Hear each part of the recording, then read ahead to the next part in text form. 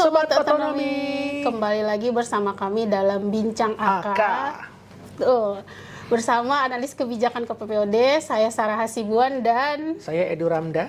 Oke, Mas Edu, kali ini kita akan mendiskusikan ya film yang sedang hangat dibicarakan gitu ya, film dokumenter mengenai pesta babi dan bagaimana kaitannya dengan pelemahan otonomi daerah gitu ya. Karena film ini sebenarnya menghadirkan ketidakberdayaan masyarakat adat ya terhadap pemodal-pemodal besar gitu ya. Masyarakat tidak punya kekuasaan gitu ya untuk mempertahankan hak miliknya akibat adanya PSN gitu ya. Nah, sebagai pertanyaan pengantar untuk Mas Edu gitu ya, bagaimana sebenarnya film Pesta Babi ini menggambarkan dampak PSN terhadap kehidupan masyarakat adat di Papua, khususnya di Papua Selatan. Baik, terima kasih Mbak Sarah atas pertanyaannya. Tentunya secara garis besar bisa kita katakan bahwa proyek strategis nasional yang berjalan saat ini di Papua Selatan itu lebih banyak mudaratnya. Artinya bagaimana kita lihat di film itu maupun cerita-cerita yang tidak tercover dalam film itu sendiri gitu kan. Itu secara jelas mengatakan bagaimana hajat hidup masyarakat adat itu benar-benar dirampas gitu. Jadi soal hutan adatnya. Jadi bicara hutan adat ini bukan hanya sekedar hutan yang ditanami pohon, tapi ternyata di dalamnya itu ada warisan leluhur, kemudian juga bagaimana hal ihwal yang berkaitan dengan adat yang tidak bisa ditinggalkan begitu saja gitu ketika tanah ini dialihfungsikan. Kemudian kalau kita bicara soal dari sisi ekologis, terjadi alih fungsi lahan secara masif dan tentunya itu akan berdampak terhadap bagaimana nanti vegetasi di sana, kemudian sampai ke bagaimana nanti potensi bencana yang bisa saja terjadi di masa mendatang gitu, akibat adanya alih fungsi lahan. Jadi secara garis besar persoalan dari sisi ekologis maupun dari sisi antropologis itu tentu kita akan tiba pada satu kesimpulan besar bahwa hajat hidup masyarakat adat di Papua Selatan, khususnya di suku-suku yang termention dalam film tersebut, dirampas oleh adanya PSN ini sendiri. Seperti itu garis besarnya. Oke, nah yang berikutnya Mas soal PSN lagi ya gitu ya. Menurut Mas Edu, apakah PSN ini diperlukan atau dia justru sebagai instrumen sentralisasi kekuasaan seperti itu, Mas? Karena kan kalau kita lihat kalau bicara PSN gitu sebenarnya kan daerah itu sudah punya perencanaan ya, perencanaan daerah gitu. Nah, ketika ada PSN itu tuh perencanaan daerah yang sudah ada itu didobrak gitu ya demi kepentingan nasional. Nah, menurut Mas Edu itu seperti apa? Itu kayak lagu kampanye kan, tabrak masuk.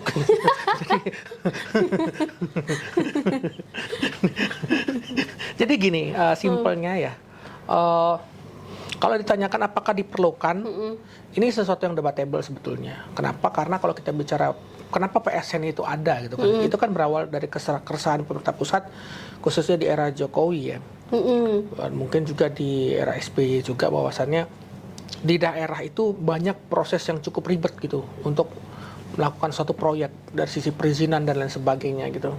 Sehingga kalau kita menggunakan cara normal, yaitu cara yang business as usual bisa dikatakan seperti itu, maka prosesnya akan lama. Kemudian belum lagi nanti berhadapan head to head dengan masyarakat, apalagi kita bicara soal ada konsekuensi penggusuran, pemindahan masyarakat dari satu tempat ke tempat lain. Kalau semua itu dijalankan secara normal, otomatis itu akan butuh makan banyak waktu dan biaya, dan itu makan energi juga. Sehingga dengan adanya PSN itu kalau kita lihat, itu adalah upaya pemerintah untuk mempercepat pembangunan di satu daerah. Mempercepat pembangunan. Mempercepat. Dan jadi kalau kita bicara soal akselerasi percepatan, artinya ada proses-proses bisnis as usual yang dianggap menghambat itu dipangkas atau diterabas gitu. Misalnya kalau kita bicara perizinan. Perizinan itu kan paling mulanya itu adalah soal tata ruang. Jadi dicek kan misalnya apakah tempat ini sudah sesuai dengan peruntukannya gitu. Kalau tidak sesuai peruntukannya nggak jalan dong investasi kan begitu. Makanya adalah PSN ini untuk jadi kalau bisnis normal kalau tempatnya nggak sesuai peruntukan ya udah nggak bisa gitu. Tapi PSN itu kan kalau tempatnya tidak sesuai peruntukan ya kita atur dari pusat gitu. Oh, jadi kalau misalnya di tata ruang nih ini nggak boleh nih untuk kegiatan A misalnya karena ada PSN itu boleh gitu ya Mas? Iya, bisa jadi seperti itu kan, faktanya demikian. Jadi kalau kita bicara hutan lindung itu kan hutan yang tidak bisa diapa-apain sebenarnya kan, karena itu adalah bagian dari upaya konservasi gitu kan. Tapi faktanya dibangun atas izin negara. Oke, berarti bahwa embel-embel izin negara itu Betul. berarti aturan yang ada di daerah itu bisa terabas gitu. Nah, Bahkan kan ada peraturan pusatnya, ada peraturan pemerintahnya juga terkait dengan PSN. Bagaimana PSN itu nantinya juga, dan secara fiskal itu kan pasti merugikan daerah ya. Ada Betul. pajak yang hilang dan lain sebagainya. Dan di regulasi tersebut disebutkan bahwa oke, nanti PSN akan memberikan kompensasi dan lain sebagainya. Jadi ya bisa kita katakan kalau pertanyaan di awal tadi soal sentralisasi kekuasaan ya itu terjadi gitu. Artinya gini, pada akhirnya kita sebenarnya tidak butuh PSN, kita hanya butuh kepastian mekanisme. Misalnya, kalau yang dikhawatirkan dunia usaha adalah perizinan yang lambat, ya udah kita gimana caranya kita pastikan apakah perizinan ini bisa sesuai dengan SOP-nya, dengan NSPK-nya bagaimana gitu. Bukan dengan ketika dengan NSPK yang sudah ada, kemudian mekanisme yang sudah ada, kemudian diterabas begitu saja. Padahal mekanisme terkait tata ruang itu bukan hanya soal peruntukan usaha. Itu kan juga bagian dari kita menjaga alam kita, hutan kita, dan lain sebagainya. Apalagi kita mau masuk carbon trade. Gimana bisa satu negara mau masuk carbon trade tapi hutannya ditebang-tebangi gitu kan. Jadi ini adalah sesuatu yang kontradiktif dan sentralistik karena pusat itu benar-benar memiliki kekuasaan yang sangat besar untuk menentukan satu daerah itu mau dibangun jadi apa. Dan di sisi lain, di sisi pemerintah kabupaten kota tidak punya hak juga untuk menolak PSN. Mereka bilang kita nggak bisa setuju itu ya. Tiba-tiba proyek sudah ada, sudah ditetapkan, ya kalian harus menjalankan, harus mendukung. Kan ada di pasalnya itu di PP tersebut mengatakan bahwa ya pemerintah daerah harus mendukung. berarti mau tidak mau, suka tidak suka, ketika itu misalnya ditetapkan PSN, Iya, harus dilaksanakan, begitu. betul. Yang bisa membatalkan satu PSN itu adalah penolakan dari masyarakat. Kan misalnya yang terjadi di PIK kemarin, bagaimana akhirnya status PSN itu dicabut karena adanya gerakan penolakan resistensi yang konkret dan konsisten.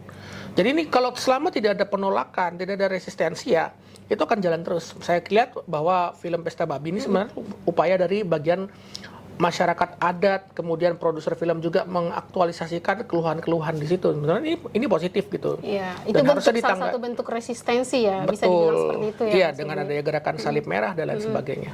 Oke, nah berbicara dengan terkait PSN lagi, Mas. Ini bagaimana sih kaitannya antara PSN dengan kesejahteraan masyarakat? Tadi kan Mas Edu sempat bilang gitu, PSN itu adalah untuk akselerasi pembangunan. Nah, kalau kita kaitkan dengan kesejahteraan masyarakat, ngefek atau enggak, Mas Edu? Karena di Merauke ini kan baru proses pembangunan ya, kita tidak bisa melakukan pengukuran yang secara ini. Tapi kalau kita bicara statistiknya, pertumbuhan ekonomi di Kabupaten Morowali maupun di Provinsi Maluku Utara yang nyampe 2 digit itu, ataupun PSN di Lombok NTB yang Mandalika itu efeknya pertumbuhan ekonomi naiknya 2 digit.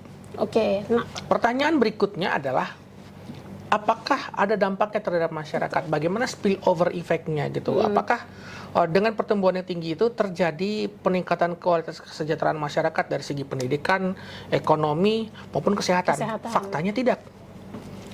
Bagaimana misalnya dampak dari bisnis ekstraktif yang ada di Morowali dan Maluku Utara hari ini itu berdampak pada kesehatan masyarakat. oke. Kemudian dari segi ketimpangan semakin lebar. Tuh. Bahkan dalam beberapa studi kita kan juga disebutkan bahwa ya ketika ada PSN-PSN ini bahkan selevel gubernur pun nggak bisa sembarangan masuk ke area itu gitu. Ya ini kan merupakan sesuatu yang akhirnya bernuansa sentralistik dan akhirnya kalau kita mengutip apa yang dikatakan Joseph Stiglitz tahun 2009 di opininya tuh soal GDP, Gross Domestic Product fetish gitu. GDP fetish itu mengatakan bahwa ya satu negara itu terlalu mengagung-agungkan pertumbuhan. Pokoknya udah bertumbuh aja berhasil gitu. Padahal yang menikmati pertumbuhan itu siapa Ya, kan? makanya itu disebutnya kenapa akhirnya ada pembahasan soal oligarki, kemudian kolonialisme di era modern kalau menurut kata film Pesta Babi itu ya. Karena memang itulah yang terjadi dulu zaman VOC, di mana pertumbuhan itu dikejar bagaimana ekonomi itu berjalan secara ekstraktif, kemudian masyarakat disuruh tanam paksa dan lain sebagainya.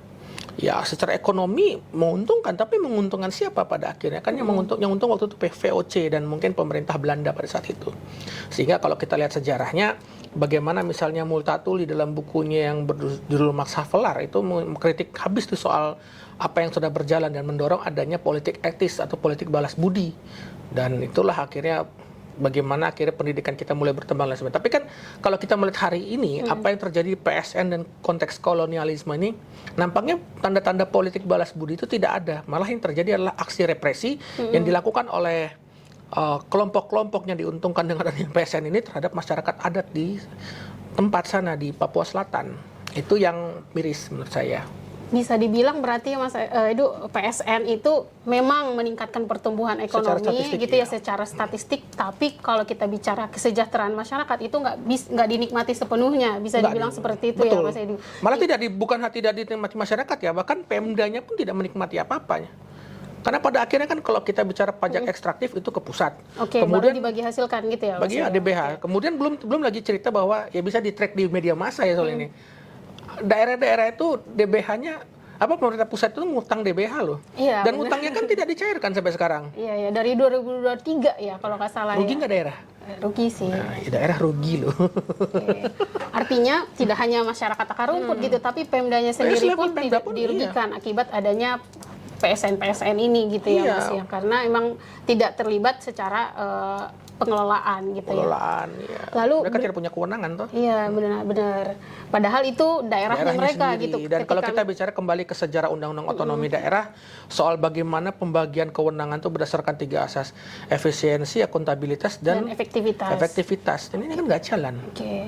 Padahal ketika misalnya terjadi apa-apa di PSN ini, longsor, banjir, yang disalahkan kan Pemda gitu ya Mas. Tapi secara ini mereka nggak terlibat dalam pengelolaannya. Dan eksternalitasnya juga akhirnya kan tidak terukur. Tingkat kesehatan masyarakat menurun ya Mas, biasanya tuh di sekitar proyek-proyek biasanya nasional. Masyarakat tuh sebelum ada PSN sakitnya flu lah, tiba-tiba sekarang sakitnya udah aneh-aneh aja gitu. Iya betul, asma lah apalah gitu kanker ya, kulit gitu kan. kulit dan seterusnya. Itu yang terjadi di Morowali. Betul. Dan itu tidak menutup kemungkinan akan terjadi juga di daerah-daerah lain. Betul. Nah, pertanyaan berikutnya Mas soal bagaimana seharusnya nih pemerintah menyeimbangkan ya kepentingan investasi misalnya dalam bentuk PSN dan perlindungan kesejahteraan khususnya masyarakat adat yang ada di daerah gitu. Gini, kita tidak bisa selamanya mengatakan investasi itu tidak baik. Kita butuh sekali investasi gitu. Hanya yang jadi pertanyaan adalah kita konsisten nggak dengan perencanaan yang kita buat. Misalnya satu tempat ini dikatakan hutan lindung, ya harusnya ya hutan lindung ya hutan lindung. Kita cukup manfaatkan yang ada saja dulu. Gini, ketika kita mengubah satu vegetasi yang tadinya dari perhutanan yang kayu-kayu besar tiba-tiba jadi tempat pangan misalnya, bagaimana probabilitas keberhasilannya? Kalau berhasil nggak apa-apa, tapi kalau gagal, kita sudah merusak lingkungan, investasi pasti boncos. Kemudian tujuan daripada ketahanan pangan itu belum tentu tercapai, kan begitu. Nah, ini yang paling penting adalah sebenarnya konsisten dulu. Kita konsisten nggak dengan apa yang sudah kita rencanakan, bagaimana tata ruang kita sebagai panglima perizinan, pintu masuk investasi itu benar-benar harus dijaga konsistensinya. Dan juga sebenarnya dalam jangka panjang kita harus mulai berpikir di tengah fenomena deindustrialisasi ini, kita harus jangan sampai kita setback lagi ke sektor agraria, primer. Okay. Ada di sana ada agraria, kemudian ada ekstraktif gitu. Apalagi kita lebih cenderung ke ekstraktif gitu kan. Kalau kita setback ke sana ya maka kita tidak akan mengalami kemajuan dan GDP kita akan segini-segini aja. Sedangkan negara-negara lain itu menjadi maju ketika ekonominya shifting dari negara primer ke sekunder bahkan tersier. Iya kan? Betul. Nah, makanya prioritas investasi kita juga harus punya kejelasan seperti itu. Jangan hanya kita memanfaatkan kekayaan alam kita saja, karena faktanya dengan pemanfaatan kekayaan alam ternyata mekanisme perpajakan itu pusat diuntungkan, tapi DBH-nya tidak adil bagi daerah dan banyak daerah juga yang menyebut itu kan. Betul, di beberapa studi juga ya Mas menyebutkan gitu ya bahwa daerah-daerah biasanya yang punya kekayaan alam yang luar biasa gitu, kalau kita berkaca dari sisi tingkat kemiskinannya justru mereka paling miskin. Bisa dibilang seperti itu ya Mas? Ya itulah yang dikatakan dalam bukunya Daron Acemoglu itu kan soal Why Nation Fail gitu. Betul. Kan ketika negara itu terlalu bergantung pada bisnis ekstraktif ya mereka kan tetap di situ-situ aja karena bisnis ekstraktif itu hanya menguntungkan yang berbisnis aja gitu. Betul, artinya ya kue pembangunan ini hanya dinikmati oleh mereka gitu ya. Istilahnya kalau ulang tahun orang kaya gitu kan, ini kue tar di begini. Iya. Potongan pertama anak si A, si B, si C. 40% si A, si B.